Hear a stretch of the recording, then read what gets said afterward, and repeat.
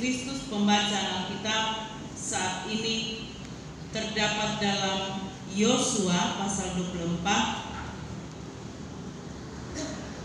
Yosua pasal 24 ayat 1 sampai dengan ayatnya yang kedua A, dan kemudian ayat 14 sampai dengan ayatnya yang ke-18. Yosua pasal 24 ayat 1 sampai 2a dan ayat 14 sampai dengan ayatnya yang ke-18.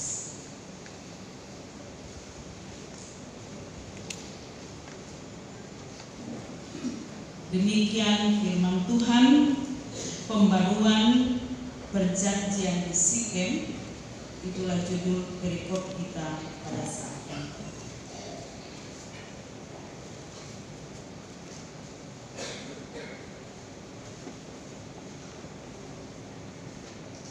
Yosua 24 ayat 1 sampai 2a dan ayat 14 sampai 18. Demikian firman Tuhan. Kemudian Yosua mengumpulkan semua suku orang Israel di Sikem. Dipanggilnya para tua-tua orang Israel, para kepalanya, para hakimnya, dan para pengatur pasukannya. Lalu mereka berdiri di hadapan Allah. Berkatalah Yosua kepada seluruh bangsa itu, oleh sebab itu takutlah akan Tuhan dan beribadahlah kepadanya dengan tulus, ikhlas, dan setia. Jauhkanlah Allah yang kepadanya nenek moyangmu telah beribadah di seberang sungai Efrat dan di Mesir, dan beribadahlah kepada Tuhan. Tetapi jika kamu anggap tidak baik untuk beribadah kepada Tuhan, pilihlah pada hari ini kepada siapa kamu akan beribadah. Allah yang kepadanya nenek moyangmu beribadah di seberang sungai Efrat, atau Allah orang Amori yang negerinya kamu diami ini. Tetapi aku dan seisi rumahku, kami akan beribadah kepada Tuhan. Lalu bangsa itu menjawab, jauhlah daripada kami, meninggalkan Tuhan untuk beribadah kepada Allah lain. Sebab Tuhan Allah kita, Dialah yang telah menuntun kita dan nenek moyang kita dari tanah Mesir, dari rumah perbudakan, dan yang telah melakukan tanda-tanda mukjizat yang besar ini di depan mata kita sendiri, dan yang telah melindungi kita sepanjang jalan yang kita tempuh di antara semua bangsa yang kita lalui. Tuhan menghalau semua bangsa dan orang Amori, penduduk negeri ini, dari depan kita. Kami pun akan beribadah kepada Tuhan, sebab Dialah Allah kita. Sampai demikian jauh pembacaan Alkitab kita. Tuhan Yesus berkata, berbahagialah setiap orang yang mendengar firman Tuhan dan yang memelihara dalam hidupnya. Haleluya.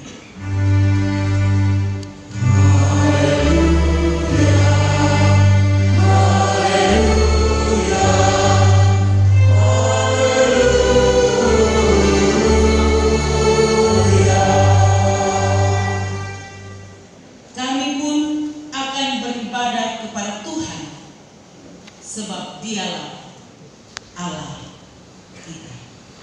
Itulah nats renungan kita dalam ibadah minggu sekaligus ibadah peneguhan majelis jemaat yang terpilih untuk periode 2023-2028. Saudara-saudara yang dikasihi oleh Tuhan kita Yesus Kristus, tadi malam katekisasi sudah berjalan dengan baik dan proses katekisasi dalam rangka memperlengkapi kembali saudara-saudara kita yang akan melaksanakan tugas telah dilakukan. Dan itu artinya bahwa hari ini Bapak Ibu Majelis Jemaat yang baru yang terpilih atau yang dipilih oleh Tuhan melalui jemaat artinya sudah siap berdiri di hadapan Tuhan pada hari ini. Sehingga dalam masa pelayanan 5 tahun ini, Bapak Ibu, saudara-saudari majelis jemaat akan melaksanakan tugas dengan setia di hadapan Tuhan. Proses pemilihan majelis jemaat sudah selesai dan tentu bahwa kita tahu bersama setiap ada proses pemilihan selalu ada masalah-masalah, pergumulan-pergumulan yang terjadi. Dan itu artinya juga bahwa ketika hari ini majelis jemaat yang dipilih oleh Tuhan melalui warga jemaat, anggota sidi-sidi jemaat, maka selesai sudah semua pergumulan-pergumulan dan tantangan-tantangan di seputar pemilihan. Dan kita sementara bersiaran dalam perjalanan hidup di tahun 2023. Kita menutup lembaran yang lama, periode 2018-2023, dan kita membuka lembaran yang baru. Lembaran yang baru itu tentu masih sangat polos, masih sangat murni, dan majelis jemaat yang baru yang akan mengisi setiap lembaran itu dalam coretan-coretan, apakah itu manis maupun pahit, apakah itu tertawa maupun sedih, tetapi yang pasti bahwa jemaat telah dipakai oleh Tuhan untuk memilih Bapak Ibu, dan itu artinya bahwa Bapak Ibu telah siap untuk melaksanakan tanggung jawab ini dengan baik dan setia di hadapan Tuhan. Saudara-saudara yang dikasihi oleh Tuhan kita Yesus Kristus, dalam pembacaan kita saat ini berisi tentang pembaharuan janji. Bahwa ada janji, kalau dibilang tentang pembaharuan berarti ada janji yang dahulu. Pernah ada sebuah janji yang telah diucapkan antara bangsa Israel dan Tuhan Allah. Dan kini ada sebuah pembaharuan. Kalau kita berbicara tentang pembaharuan, berarti ada sesuatu yang baru yang akan kita lakukan, yang akan kita kerjakan ketika masa lalu itu telah kita tutup. Masa lalu yang kita tutup itu menjadi sebuah kenangan, tetapi sekaligus juga menjadi sebuah evaluasi. Sehingga ada sebuah pembaharuan. Pembaharuan janji yang diucapkan antara bangsa Israel dan Tuhan Allah sendiri. Yosua sebagai pemimpin umat pada waktu itu dipilih oleh Allah untuk menggantikan Musa yang gagal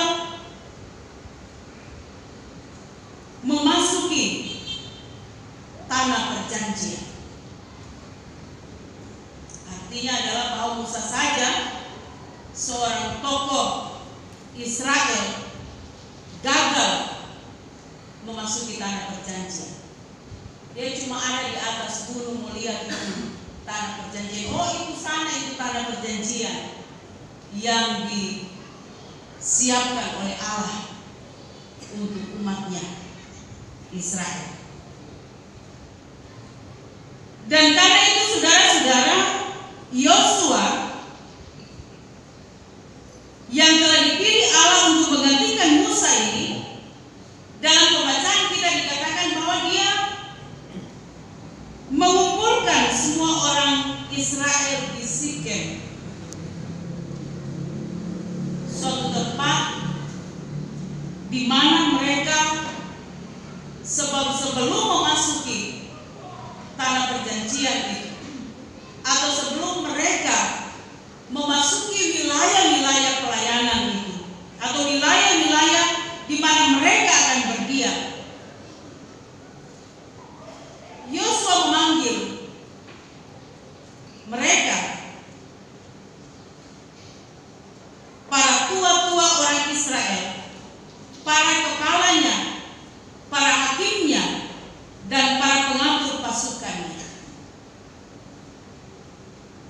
Yosua memanggil tokoh-tokoh dari setiap suku-suku ini. Untuk apa, saudara-saudara? Untuk berdiri di hadapan Tuhan. Apa yang mau disampaikan oleh Yosua ketika dia memanggil para tokoh-tokoh dari suku-suku ini?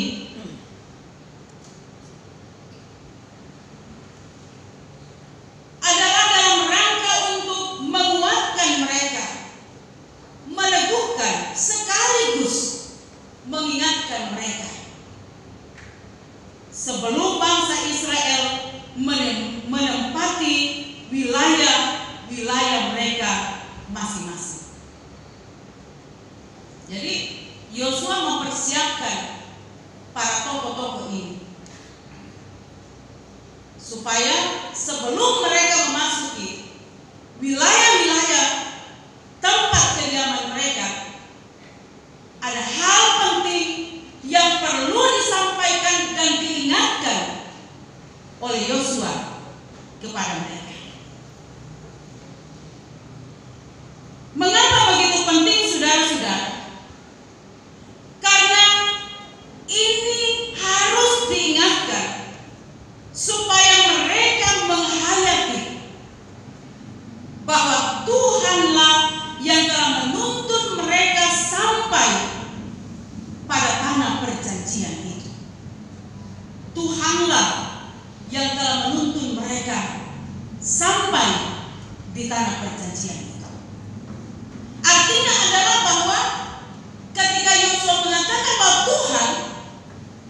Tuhanlah, maka tidak ada yang lain. Tidak ada orang-orang lain. Tidak ada kekuatan-kekuatan lain di sana. Tetapi dia hanya katakan bahwa Tuhanlah.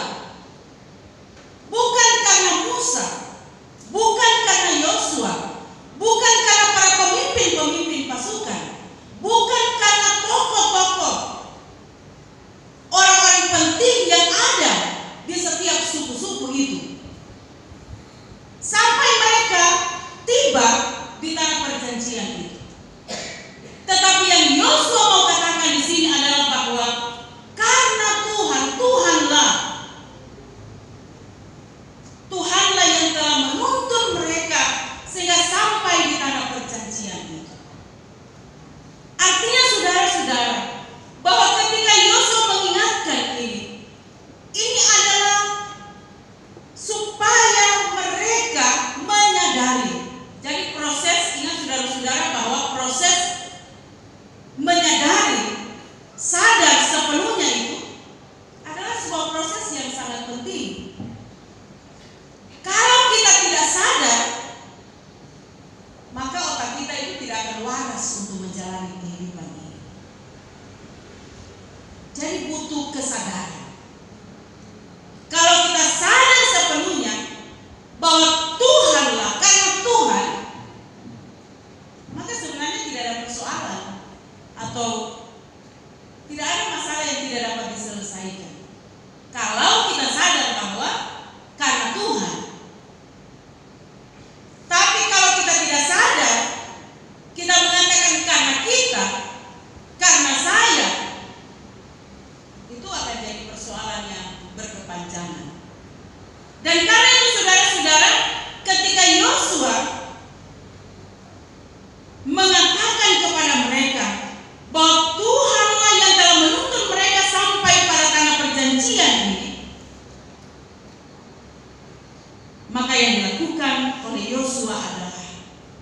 dengan meneguhkan mereka dengan mengatakan, takutlah akan Tuhan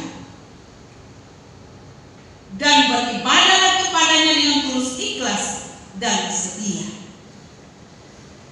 Jauhkanlah Allah yang kepadanya nenek moyangmu telah beribadah di seberang sungai Efrat dan di Mesir, dan beribadahlah kepada Tuhan.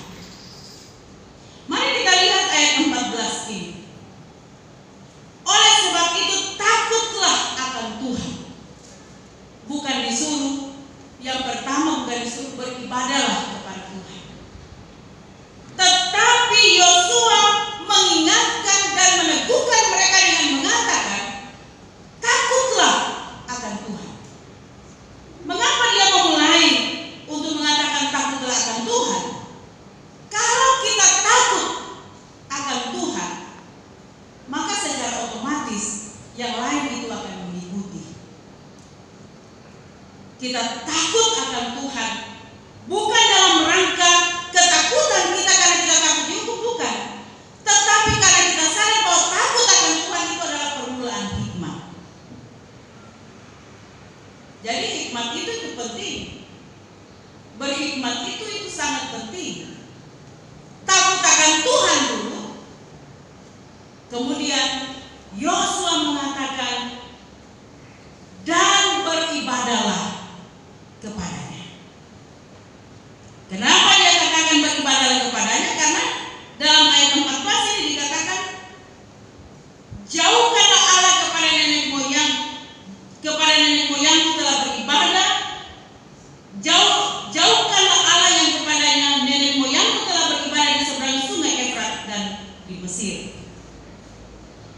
Berarti ada sebuah masa lalu, catatan gelap dari nenek moyang Israel, bahwa suatu waktu mereka ternyata pernah beribadah kepada Allah lain.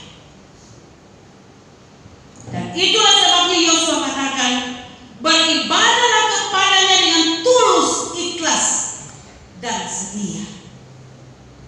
Tulus ikhlas dan setia mengingatkan mereka supaya tidak terjadi pengalaman pahit itu, atau tidak terulang pengalaman pahit itu,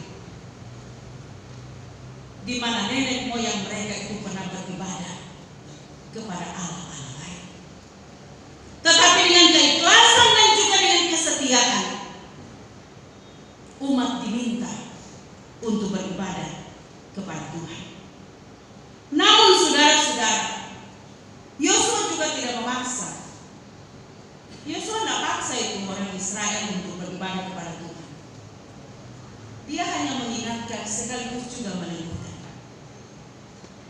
Ayat 15 dia katakan, tetapi jika kamu anggap tidak baik untuk beribadah kepada Tuhan, pilihlah pada hari ini kepada siapa kamu akan beribadah.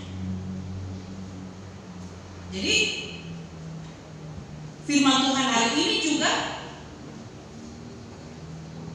ketika Yosua katakan beribadah kepada Tuhan dengan ikhlas dan setia, tidak ada paksaan di situ.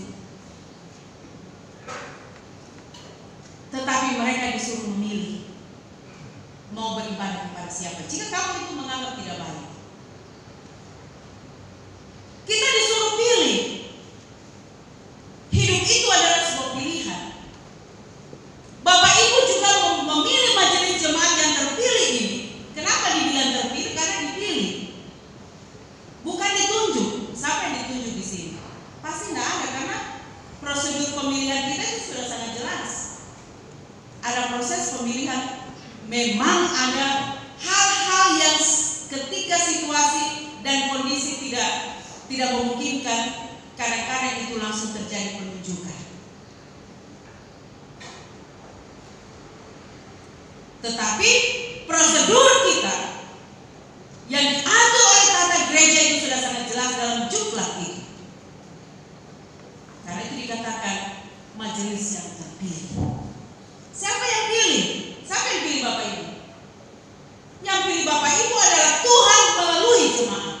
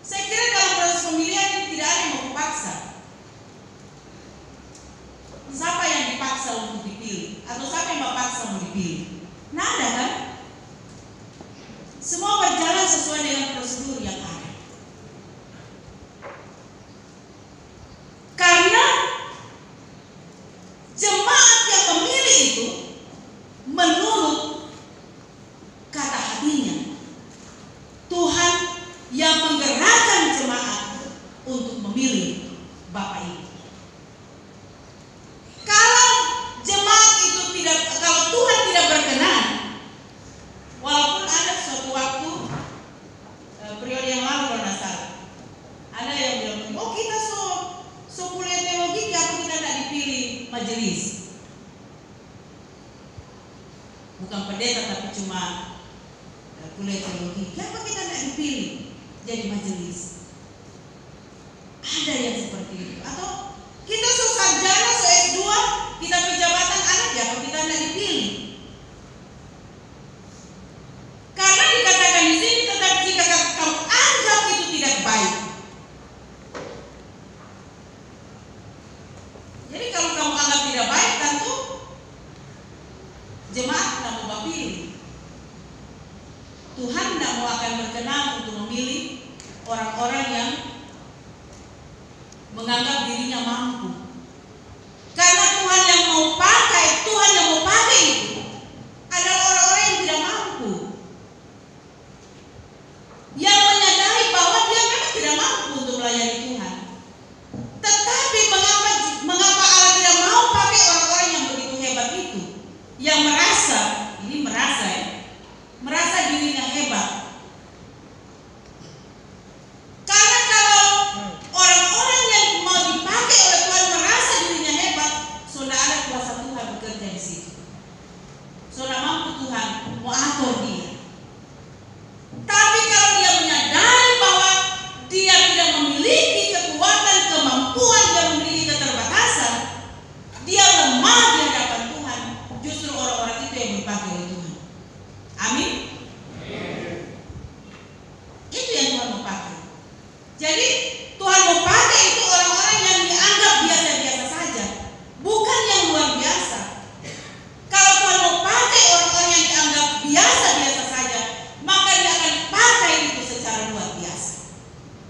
Dan itu kita aminkan, bahwa ketika proses pemilihan itu terjadi, Bapak Ibu telah dipilih. Itu artinya bahwa ada perkenaan Tuhan di dalamnya. Ada kuasa Tuhan, di mana Bapak Ibu akan dipakai secara luar biasa oleh Tuhan dalam periode pelayanan ini. Karena itu saudara-saudara, Yosua mengingatkan mereka, aku dan seisi rumahku kami akan beribadah kepada Tuhan. Dan apa respon jemaat atau umat Israel adalah bahwa kami pun akan beribadah kepada Tuhan, sebab Dialah Allah kita. Saya kira ini komitmen kita bersama dalam persekutuan jemaat Getsemani Mahesapa, bahwa Bapak Ibu memilih untuk beribadah kepada Tuhan sebab Dialah Allah kita. Mengapa ada komitmen itu? Mengapa ada pilihan itu, saudara-saudara? Karena ada faktor kesadaran. Sadar sepenuhnya bahwa hidup kita sampai hari ini, kita ada sampai hari ini karena Tuhan, bukan karena kekuatan kita, bukan karena Tuhan ada sehat-sehat, bukan, tetapi karena Tuhan. Tuhan yang membuat kita sampai ada detik ini. Dan Tuhan pula yang membuat Bapak Ibu majelis terpilih ada sampai saat ini. Bukan karena Bapak Ibu hebat, bukan karena Bapak Ibu pintar, bukan karena Bapak Ibu memiliki kebijaksanaan, bukan. Tetapi karena Tuhan. Ingat itu, bahwa karena Tuhan yang telah menolong, memampukan Bapak Ibu majelis jemaat terpilih dan juga jemaat untuk berada di tempat ini. Dan hari ini saudara-saudara, di hadapan Tuhan dan jemaat, majelis jemaat terpilih siap berdiri di hadapan Tuhan untuk menerima kehendak dan ketentuan Tuhan. Bukan kehendak dan ketentuan aturan-aturan gereja, bukan. Aturan gereja itu kita pakai karena Tuhan yang menolong kita untuk mengatur dan memiliki aturan-aturan itu. Bukan manusia yang bikin itu aturan, tetapi Tuhan yang memberi hikmat menuntun kita untuk melakukannya. Jadi karena itu hari ini saudara-saudara, Bapak Ibu telah bersedia untuk berdiri di hadapan Tuhan, menerima kehendak dan ketetapan Tuhan, menerima tanggung jawab sebagai seorang penatua dan diaken. Seorang pelayan Tuhan adalah orang yang dipercayakan Allah untuk menjalankan mandat Allah di bumi ini. Oleh karena itu, tidak ada alasan bagi pelayan-pelayan untuk tidak berperan aktif dalam mengembangkan, meningkatkan, serta menjalankan misi Allah di dalam gereja ini. Sehingga jemaat sebagai tubuh Kristus menjadi jemaat yang misioner. Melaksanakan misi Allah adalah tanggung jawab semua pelayan Tuhan yang telah diselamatkan oleh Kristus. Ketika Bapak Ibu berjanji di hadapan Tuhan dan disaksikan oleh jemaat, itu artinya bahwa Bapak Ibu bersedia untuk melaksanakan tanggung jawab ini dalam ketetapan dan peraturan Tuhan. Semoga firman Tuhan hari ini akan menguatkan dan meneguhkan Bapak Ibu, bahkan juga jemaat, dalam menjalankan tanggung jawab kita sebagai orang yang dipanggil dan sebagai orang yang dipilih untuk melaksanakan pelayanan selama 1 periode ini. Terpuji Kristus.